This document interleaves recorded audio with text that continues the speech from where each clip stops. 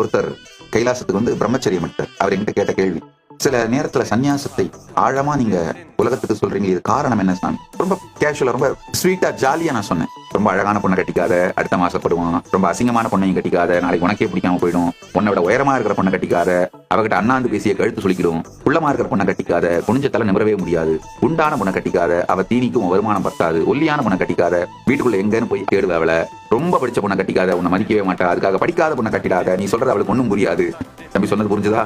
புரிஞ்சுது சாமி, நல்லாவே புரிஞ்சுது. கல்யாணமே பண்ணிக்காதுன்னு முதலியே சொல்லிருக்கலாமே சாமி. அதுக்கு ஏன் சாமி இவ்வளவு பெரிய விளக்கம் சொன்னா? வேண்டா கேட்கறான். மண்ணு மேல ஆசைப்பட்ட பல்வாள் தேவனும் செத்து போயிட்டான். பொண்ணு மேல ஆசைப்பட்ட பாகுபலியும் செத்து போயிட்டான். எது மேலேயும் ஆசைப்படாத கட்டப்பா தான் கடைசி வரைக்கும் இருந்தான் பார்ப்பா.